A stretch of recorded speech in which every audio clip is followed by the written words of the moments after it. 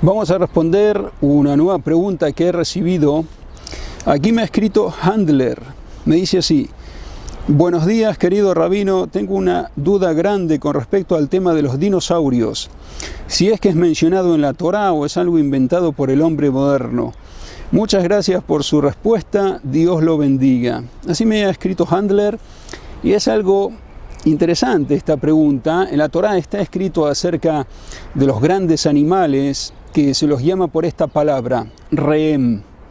Rehem es un animal gigantesco que está mencionado en el Pentateuco y también está escrito en el libro de Job, que había ese tipo de animales. Está escrito también en el Talmud acerca de este tipo de animales gigantescos. O sea que es algo conocido que existieron.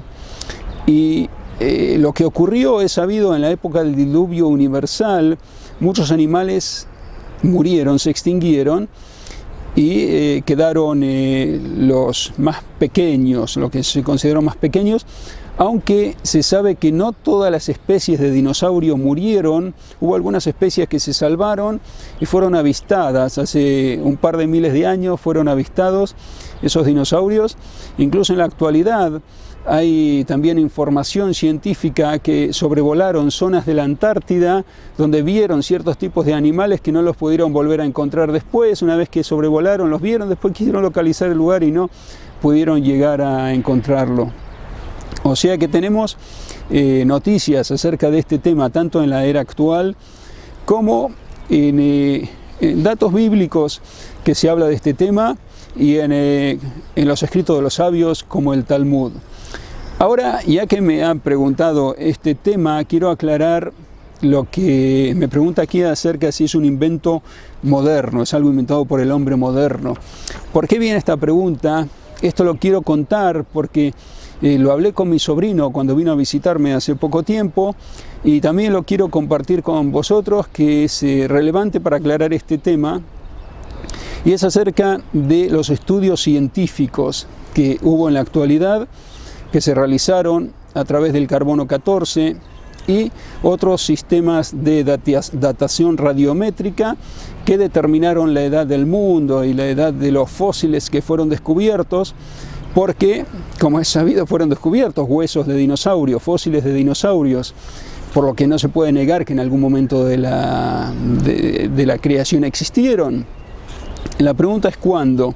Respecto a la datación radiométrica, fue escrito en la revista Science que es algo que no es exacto y varía esa datación con un error muy grande que no se puede considerar como exacto, a tal punto que en la edad del mundo datada por esos sistemas fueron restados varios millones de años. Después de dar una cifra, les fueron restados varios millones de años. Y decían que el mundo tiene tantos millones de años, después les fueron restados varios millones de años, no tiene menos, tanto. ¿Cómo puede haber una diferencia tan grande?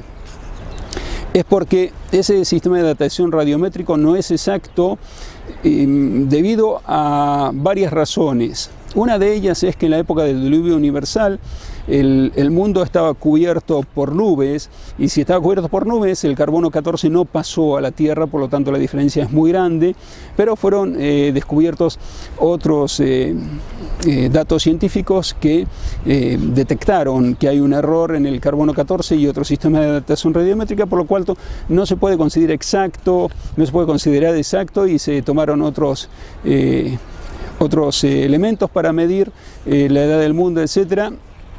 Pero no deja de ser por ahora algo que no está comprobado todavía. Lo de los sabios de la Torá es algo que es recibido por tradición. No comprobado, es tradición. Así se recibió de rabino en rabino, de maestro en maestro, de generación en generación. Esa es la diferencia entre sabios creacionistas y sabios evolucionistas. Sabio evolucionista es el que toma las medidas de acuerdo a los parámetros que haya según los medios que tiene a su alcance, de datación radiométrica y los sistemas que hay en la actualidad disponibles, y siguen la teoría evolutiva. El científico que es creacionista sigue las enseñanzas creacionistas de la Torá, de la Biblia. O sea que tenemos aquí dos tipos de científicos, de investigadores, que son sabios creacionistas y sabios evolucionistas, y la teoría de los sabios evolucionistas es sabida, que todo fue evolucionando y por eso se formaron capas geológicas y esas capas son identificables. ¿Por qué? Se hicieron sondeos y se vieron que hay capas. ¿Cómo se puede refutar la evolución? Observad lo que dicen los sabios creacionistas. Malvin, por ejemplo, era un sabio creacionista, un científico creacionista. Él lo explicó de esta manera: en el diluvio universal se abrieron las fuentes del abismo, como está escrito en la Biblia, y eso estaba hirviendo, y todo lo que había en la tierra expiró, o sea, se disolvió, dice textualmente en el Génesis. Una vez expliqué a través de ese versículo que así se formó el petróleo y muchas otras cosas. Pero lo que explica el sabio Malvin es que se abrió el centro de la tierra, las fuentes del abismo, y salió toda esa masa ígnea que estaba hirviendo, el agua, lo que salía del interior de la tierra, y lo que había sobre el globo terráqueo feneció, y los animales que tenían los huesos más pesados llegaron a una capa más profunda. Con la lava y todo eso que salía del interior se solidificó después y quedaron sepultados ahí en esa capa. Los animales que sus huesos eran menos pesados y pero eran más pesados que otros animales, quedaron en una capa sobre la capa inferior, y así fueron formando las capas. Eso es lo que dicen los sabios creacionistas. Y los sabios evolucionistas, según la teoría que he mencionado, relacionada con lo que dijo Darwin y todo lo que se sabe.